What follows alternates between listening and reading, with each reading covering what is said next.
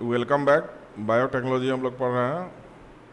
तो कल antibiotic, vaccine, fermentation में बायोगैस तक हम लोग पढ़े थे। उससे आगे बढ़ेंगे आज।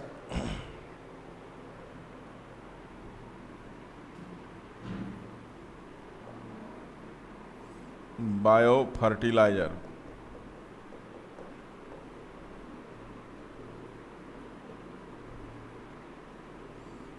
जैव उर्वरक क्या है, कौन कौन है, जानेंगे।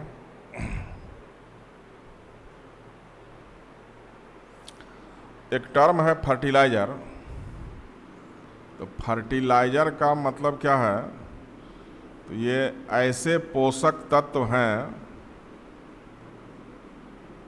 जो पौधे के वृद्धि विकास के लिए आवश्यक।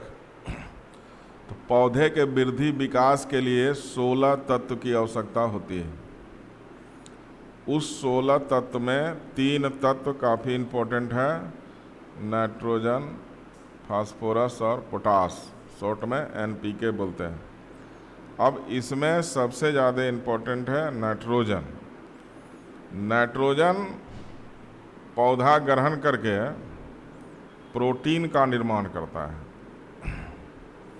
इसलिए कि प्रोटीन में कार्बन, हाइड्रोजन, ऑक्सीजन और नाइट्रोजन होता है। यानी बिना नाइट्रोजन का प्रोटीन नहीं बन सकता है।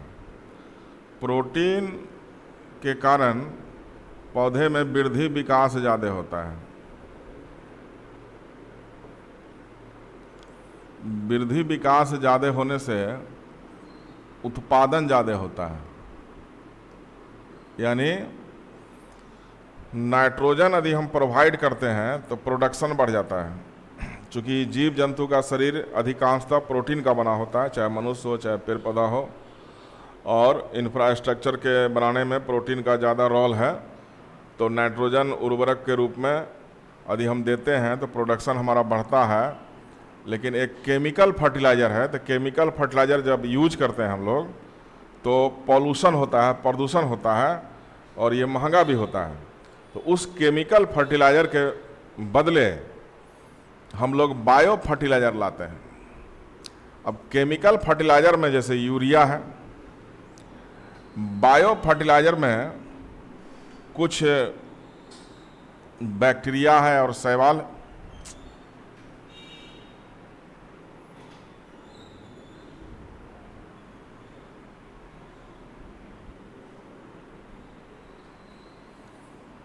तो बायो फर्टिलाइज़र में हम लोग लिख लें पहले कि इसके अंतर्गत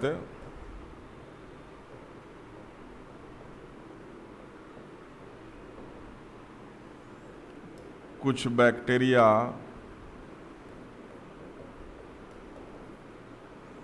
और शैवाल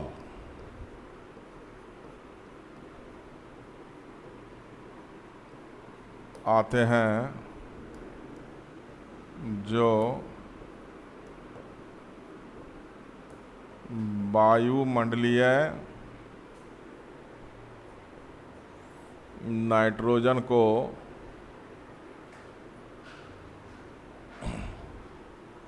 ग्रहण कर उसे नाइट्रेट में बदल देते हैं।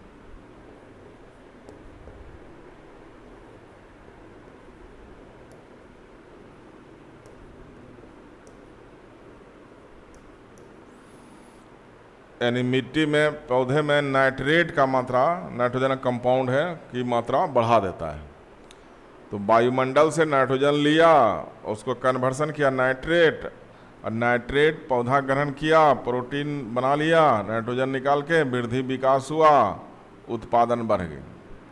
तो इसी बैक्टीरिया और शैवाल को हम लोग जैव उर्वरक कहते हैं।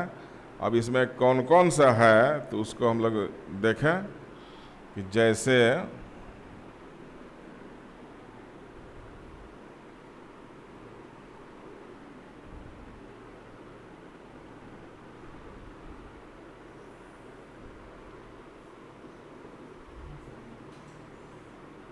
Rhizobium,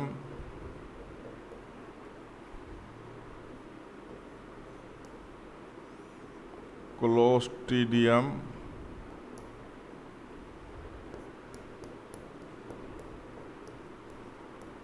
Nitrosomonas,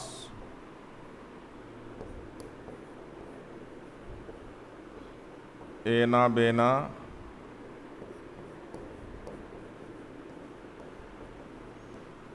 Azotobacter,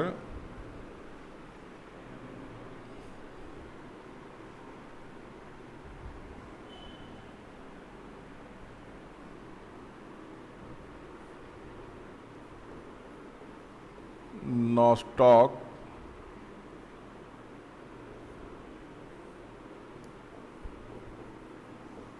azolla,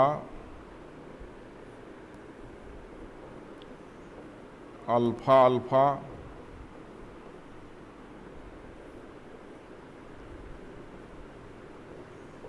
blue green अलगी,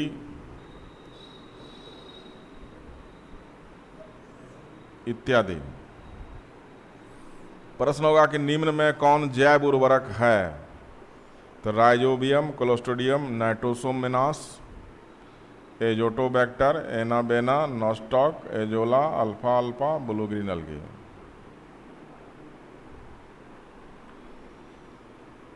अब इसमें क्या है कि ये प्रदूषण रहित है, इजी अवेलेबल है, इसी को हम लोग जैव उर्वरक कहते हैं। अब एक टर्म यहीं पर लॉन्च होता है, जैव खाद, वो एक अलग चीज़ है, जरा सा अंतर है। जैव खाद, बायो मैन्योर। जैव खाद में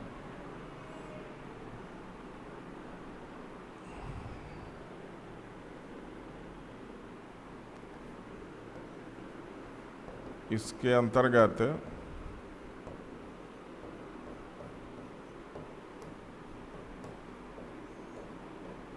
जानवरों के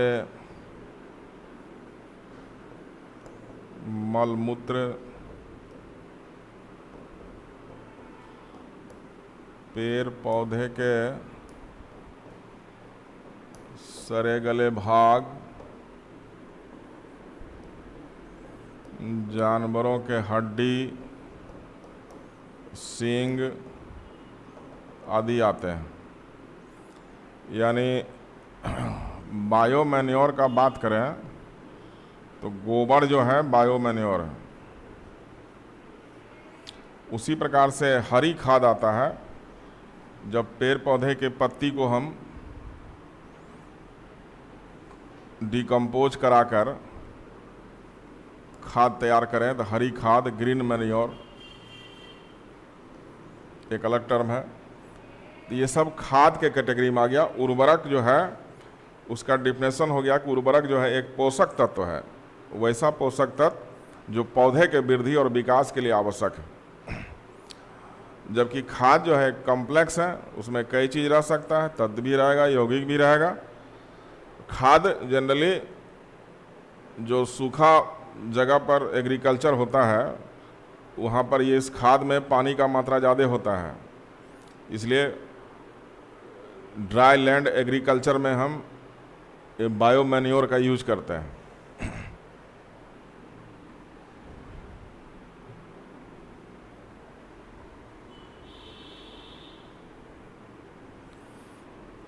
बायोटेक्नोलॉजी में आगे बढ़ेंगे। अगला टर्म है बायो इंसेक्टिसाइड।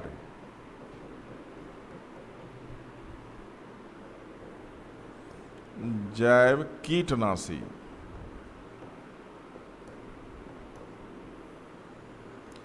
एक रासायनिक कीटनाशी होता है, तो रासायनिक कीटनाशी में डीडीटी, एल्ड्रिन, मेलाथियन, गैमेक्सिन, इंडोसल्फन,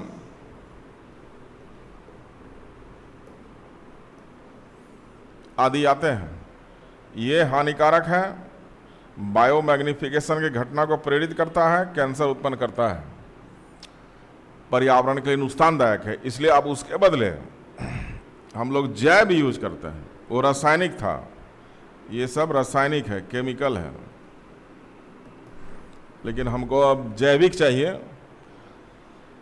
तो अब जैव कीटनाशी में इसके अंतर्गत नीम का तेल, नीम की खल्ली,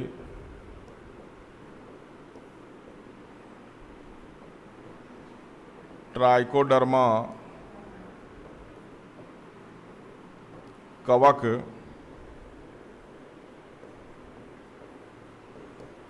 गैम्बूसिया मछली, प्रश्न पूछा हुआ इससे भी, आदि आते हैं। नीम के तेल का स्प्रे करने से कीट नहीं लगता है फसल में। नीम के खल्ली के धुआं से कीट मच्छर भाग जाता है। ट्राइकोडर्मा कवक कीटों को इन्फेक्शन करके मारने में सक्षम होता है। उसी प्रकार गैम्बूसिया मछली, गैम्बूसिया मछली मच्छर के लार्वा को खा जाता है। गंदे जल में रहेगा तो मच्छर लार्वा जो है गंदे जल में, रुके हुए जल में देता है, तो उसे गैम्बूसिया मछली छोड़ने पर उसको डैमेज कर देता है। यानी जैव कीटनाशी के रूप में हम गैम्बूसिया मछली भी यूज करते हैं, तो मलेरिया को रोकने के लिए कारगर है। तो एक प्रश्न पूछा हुआ है कि मलेरिया उन्मूलन में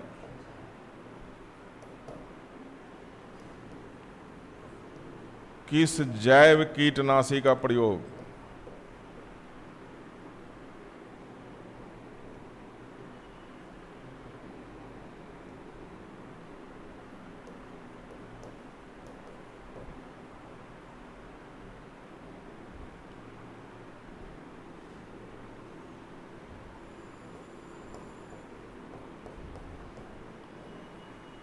किया जाता है?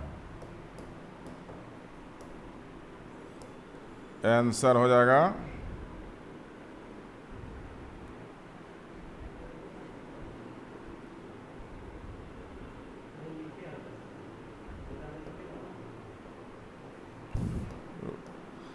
गैम्बूसिया मछली।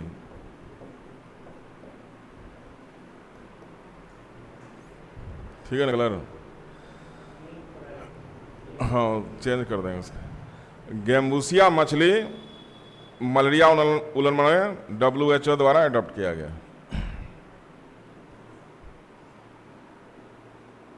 जैव प्रौद्योगिकी पढ़ रहे हैं हम लोग, आगे बढ़ेंगे।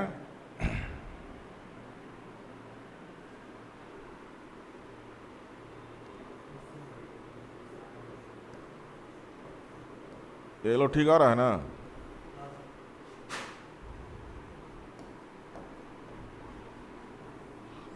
पराजीनी फसल, नमस्कार सर, ट्रांसजेनिक क्रॉप्स या GM क्रॉप्स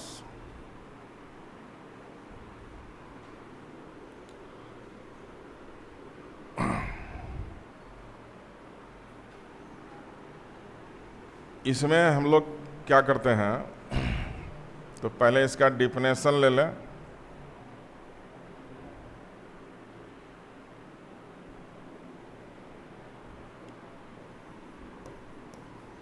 कि वैसा फसल जिसमें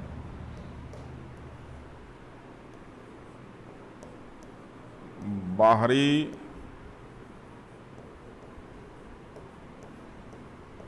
अच्छे गुण वाले जीन का प्रत्यारोपण करके उसके नस्ल को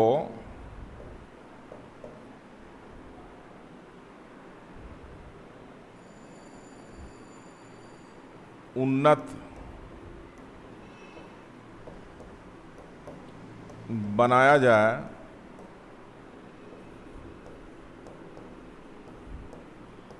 पराजीनी फसल कहलाता है।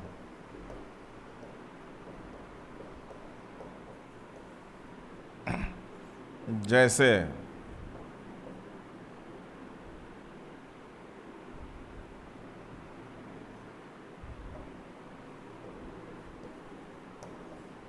बीटी कपास,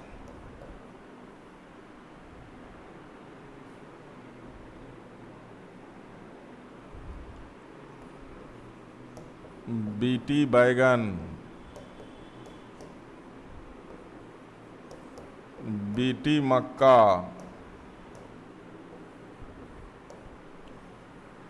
गोल्डन राइस इत्यादि। कहेगा कि निम्न में कौन पराजीनी फसल है, तो ये सब नाम आ जाएगा। यहाँ पर जो बीटी जो लिखा हुआ है एक बैक्टीरिया का नाम है। बीटी एक बैक्टीरिया है जिसका पूरा नाम है बैसिलस थुरिंजेंसिस।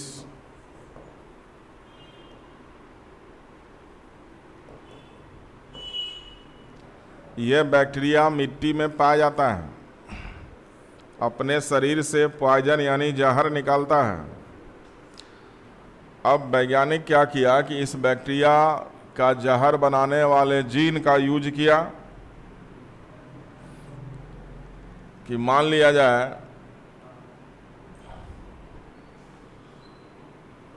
कि कपास का पौधा है,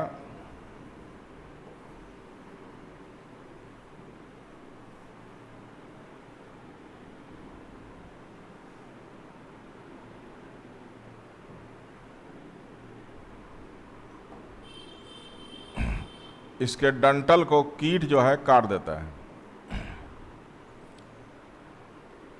वैज्ञानिक इस बैक्टीरिया का जीन को इस कपास में प्रत्यारोपित कर दिया, तब इस कपास को बीटी कपास कहा गया। प्रत्यारोपित करने से ये कपास भी जहर बनाने लगा। अब कीट जब इस डंठल को काटता है तो जहर के कारण कीट का मौत हो जाता है। यानी बीटी कपास जेनेटिकली मॉडिफाइड एक ऐसा फसल है जिसमें आनुवांशिक रूप से कीट जो है नहीं लगने वाला गुण है, यानी कीटनाशी गुण है। उसी प्रकार बीटी बैगन, बीटी मक्का, golden rice. Golden rice question पूछा हुआ है कि चावल में विटामिन ए नहीं होता है, इसमें विटामिन ए यानी कैरोटीन और आयरन वाला गुण डाला गया है। इसको हम लोग लाइनबद्ध कर लें।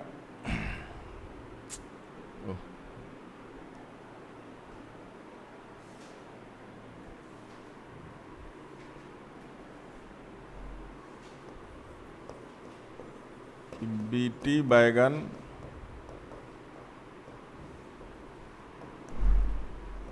और कपास में कीटनाशी गुण विकसित किए गए हैं।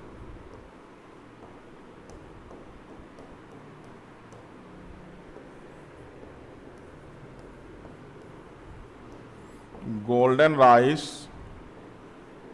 में कैरोटीन यानी विटामिन ए और आयरन गुण विकसित किया गया है।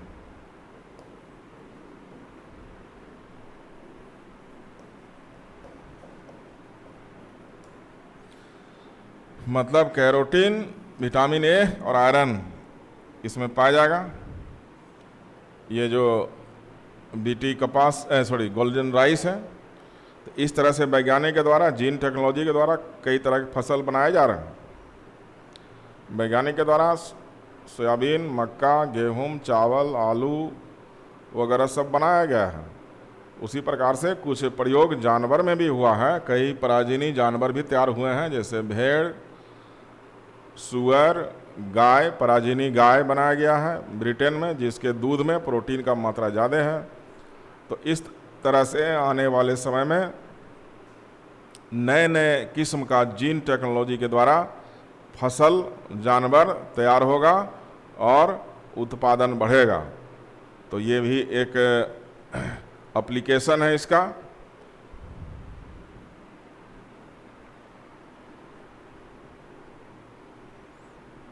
पराजीनी फसल हम लोग देख रहे हैं, मतलब पराजीनी फसल में बाहरी जीन को ट्रांसप्लांट किया जाता है और उसके इच्छानुसार उसके कैरेक्टर को बदल दिया जाता है।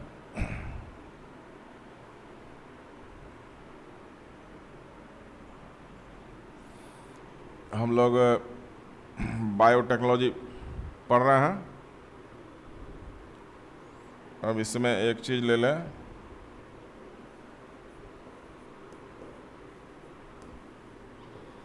जैविक कृषि।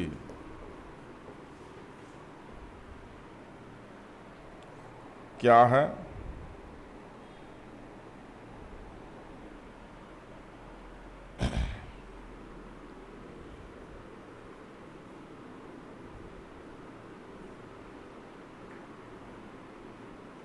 तो वैसी कृषि की पद्धति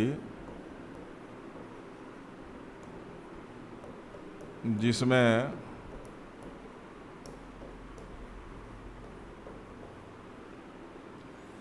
किसी भी रसायन का प्रयोग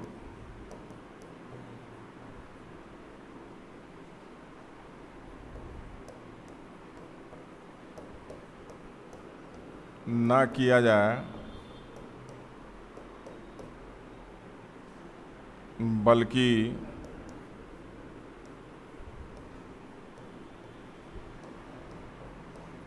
जैव प्रौद्योगिकी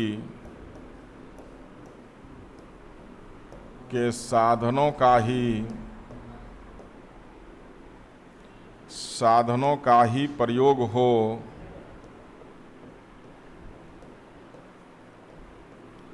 जैविक कृषि कहलाता है।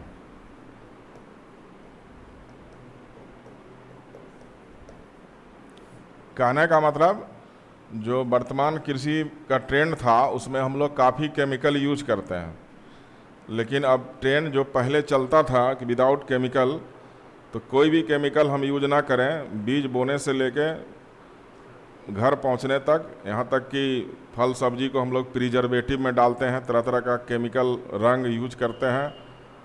पता चला कि उससे कैंसर होता है, बायोमैग्नीफिकेशन होता है।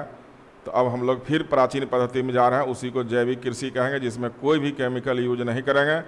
ऐसा पद्धति शुरू हो चुका है। भारत में सबसे पहले मध्य प्रदेश, भारत में जैविक कृषि शुरू करने वाला